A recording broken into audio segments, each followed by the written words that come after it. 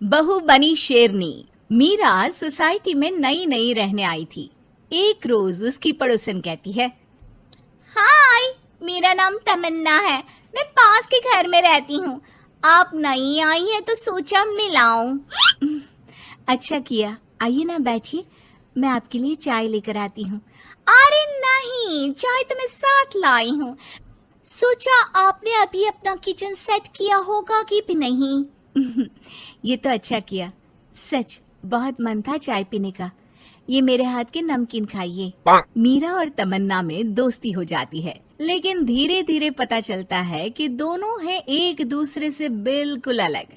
एक दिन दोनों पार्क में घूम रही थी कि एक लड़की मीरा को देखकर कहती है, कैसे रंग की साड़ी पहनी है, एक तो इतनी गर्मी, ऊपर से चटक रंग, कितनी गवार दिख रही है ना ये पीली साड़ी वाली।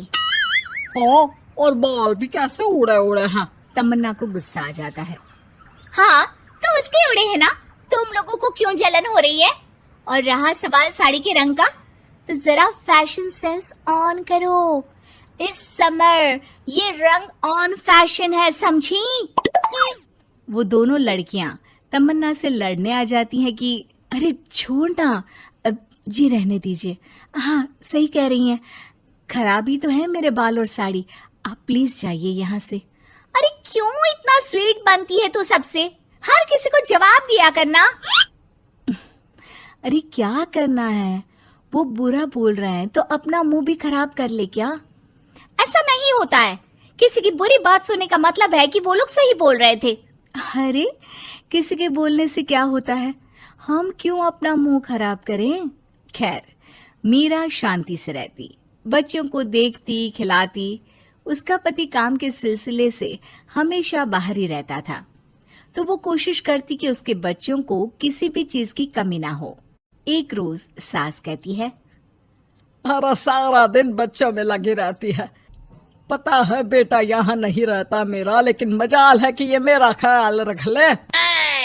माफ करिए माँ जी, वो मयंक को स्पीच थेरेपी दिलाने ले गई थी, मैं अभी आपकी चाय बना देती हूँ। अरे चाय नहीं चाहिए, चाय पिला पिला कर मार दे तू। तेरे बाप ने बोला था कि शादी के वक्त 2 लाख देने के लिए, अभी तक 1 लाख दिए हैं, बाकी के पैसा कब देगा?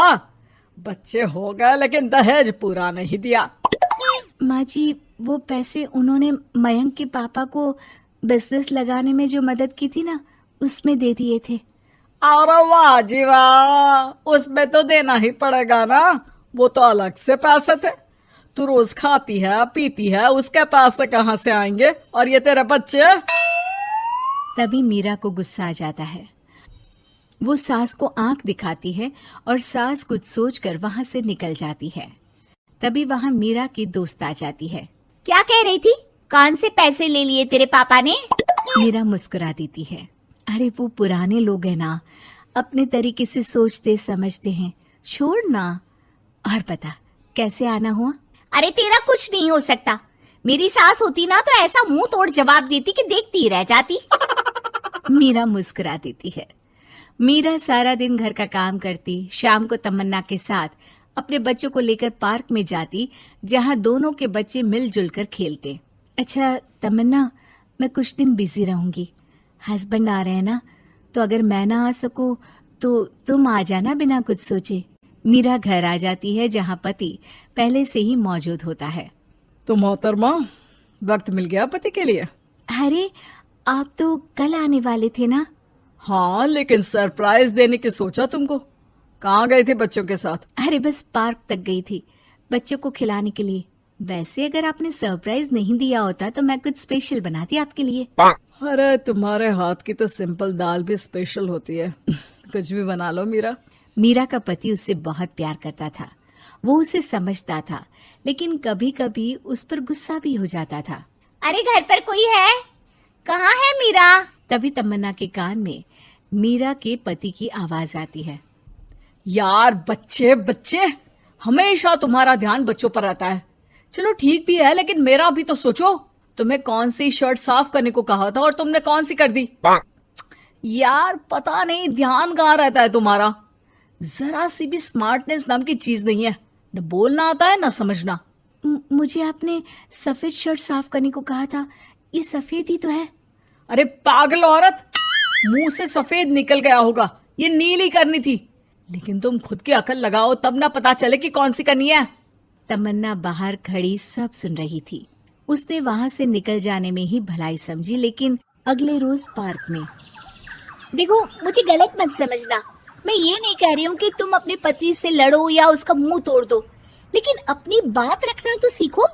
जमाना ऐसा नहीं है कि कोई किसी को कुछ भी सुना दे और अगला चुप रहे। चुप रहना ठीक है, लेकिन एक लेवल तक।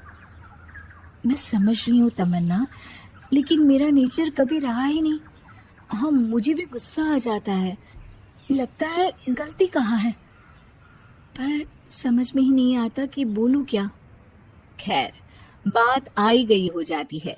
एक दिन मीरा के घर में बैठ तमन्ना और मीरा चाय पी रहे होते हैं कि वहां मीरा का बेटा रोते हुए आता है। मीरा घबरा जाती है। क्या हुआ बेटा? बेटे का रो रो कर बुरा हाल होता है, वो सिसकियां भर रहा होता है। क्या हुआ बेटा, कुछ तो बताओ। तभी पीछे से मीरा की बेटी भी आ जाती है। क्या हुआ भाई को बेटा? माँ, नीचे एक अंकल ने उसकी हंसी उड़ाई, उसे तोतला बोला। मीरा को बेटी की बात सुनकर गुस्सा आ जाता है। वो दौड़कर पार्क में बेटी के साथ जाती है। तमन्ना भी मीरा के पीछे जाती है। कौन थे अंकल? हाँ, वो लाल शर्ट वाले। क्या आपने मेरे बेटे को तोतला बोला? हाँ, क्योंकि वो तोतला रहा था। तोतला कहेगा। मीरा गुस्से से लाल हो जाती है और जोर जोर से चिल्लाने लगती है। मजाक समझा है क्या? किसी बच्चे के तोतलेपन को दूर करने के लिए माँ कितनी मेहनत करती है। मैं रोज उसे सबके सामने बोलने के लिए प्रेरित करती हूँ। बड़ी मुश्किल से मेरे बेटे ने बोलना सीखा है, उसे भी चुप करा दिया आपने। क्यों? मुझे माफ कर दीजिए। आपका बच्चा होता तो क्या उसका भी आप ऐसे ही मजाक उड़ाते? देख लीजिए मिस्टर, साफ बता दे रही हूँ, भूल से भी मेरे बच्चों का मजाक उड़ाने की कोशिश की तो बहुत ज्यादा बुरा हो जाएगा। तमन्ना दूर खड़ी मीरा का ये रूप देख रही होती है। वो समझ जाती है कि एक औरत के अंदर की शेरनी तभी जगती है जब उसके बच्चे को कुछ कहा जाए।